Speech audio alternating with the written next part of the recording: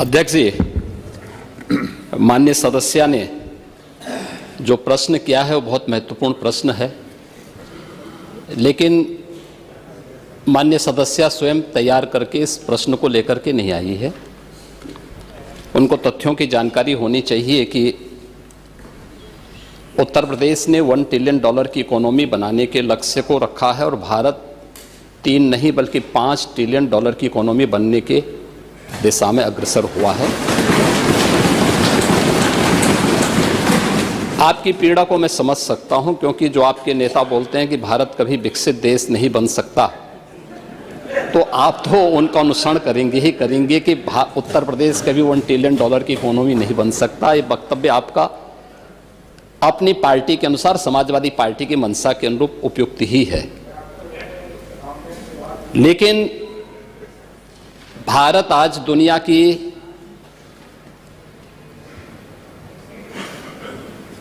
पांचवी बड़ी अर्थव्यवस्था बन चुका है और 2027 में भारत $5 ट्रिलियन की इकोनॉमी बनेगा, इसमें कोई संदेह नहीं। और दुनिया का सबसे तेजी के साथ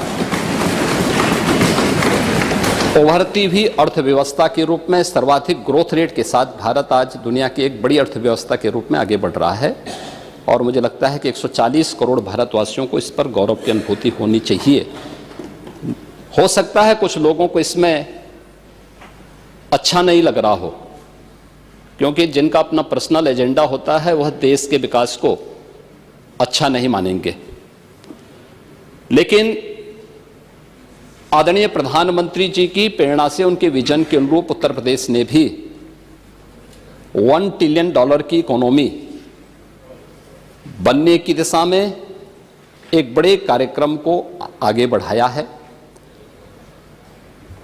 हमने 2022 से इसके लिए एक व्यवस्थित कार्य योजना को आगे बढ़ाया है और उसके अनुरूप सरकार ने अपने कार्यक्रम को तेजी के साथ 10 सेक्टर में हमने इन कार्यक्रमों को आगे बढ़ाया है। और मुझे लगता है कि आपके जो उत्तर आपको यहाँ से भेजा गया होगा उसमें विस्तृत रूप से दिया गया है कि 10 सेक्टर जो बनाए गए हैं, हर सेक्टर में कोई ना कोई अपर मुख्य सचिव या प्रमुख सचिव स्तर का अधिकारी उसकी नियमित मॉनिटरिंग करता है।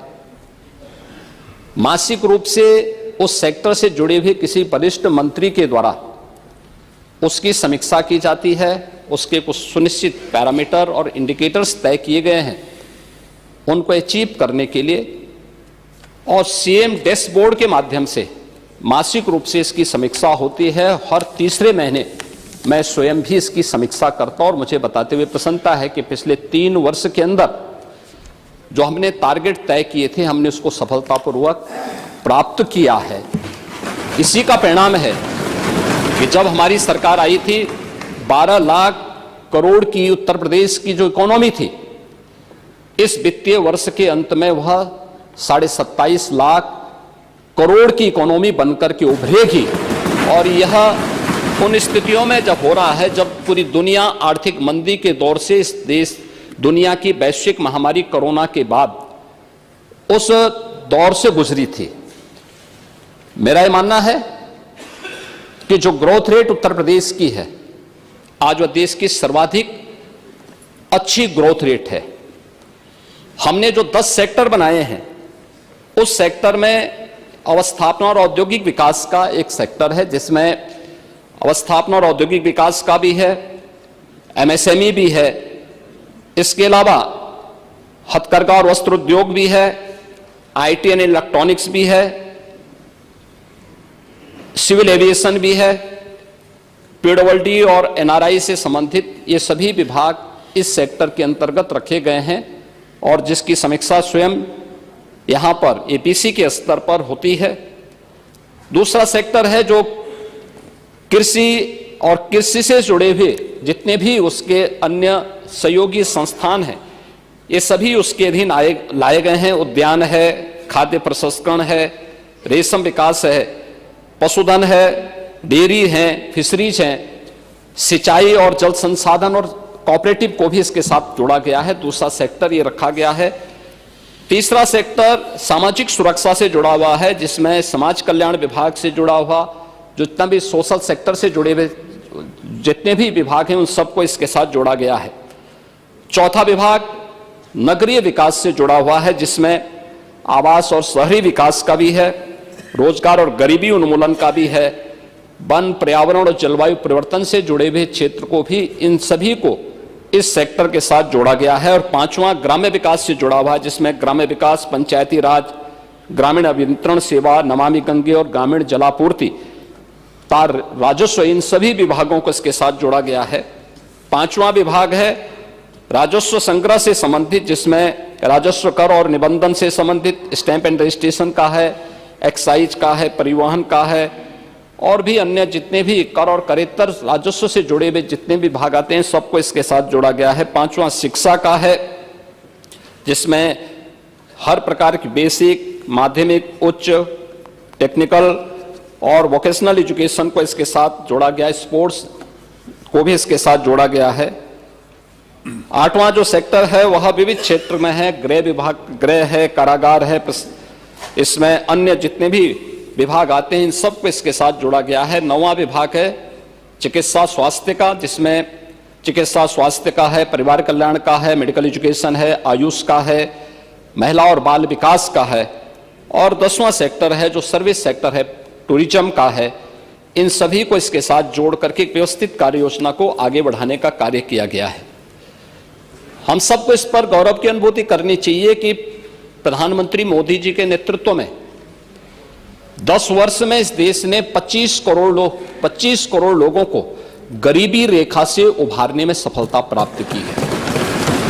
और पिछले 8 वर्ष में हमारी सरकार ने 6 करोड़ से अधिक लोगों को गरीबी रेखा से ऊपर उठाने में सफलता प्राप्त की है।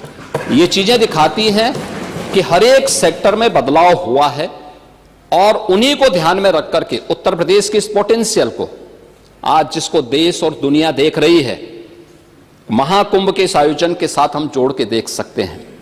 अकेले महाकुंभ का एक आयोजन उत्तर प्रदेश की इकोनॉमी में 3 लाख करोड़ रुपए से अधिक की ग्रोथ करने वाला है। महिलाओं के स्वावलंबन की दिशा में जो कार्य हुए हैं, अकेले उत्तर प्रदेश पुलिस भर्ती में 20% भर्ती अनिवार्य रूप से महिलाओं की हुई है। हर एक सेक्टर में उन्हें रोजगार के अवसर प्राप्त हुए हैं। तो ये कहना कि उत्तर प्रदेश कभी इसको अचीव नहीं कर पाएगा, आपकी दुर्भावना हो सकती है, लेकिन सरकार की सद्भावना है कि उत्तर प्रदेश 5 वर्ष में इसको, इस टारगेट को अचीव करेगा। और 2029 में जिस उत्तर प्रदेश के इस संसाधनों से भरपूर उत्तर प्रदेश को, प्रकृति और परमात्मा की कृपा से ओतप्रोत इस उत्तर प्रदेश को, जिसको आप लोगों ने, समाजवादी पार्टी की सरकार ने और विपक्षी दलों की सरकार ने देश के बीमारू राज्यों की श्रेणी में खड़ा कर दिया था, देश की 6ठी 7वीं अर्थव्यवस्था के रूप में खड़ा किया था, पिछले 8 वर्ष की डबल इंजन सरकार के प्रयास से दूसरी बड़ी अर्थव्यवस्था बना है।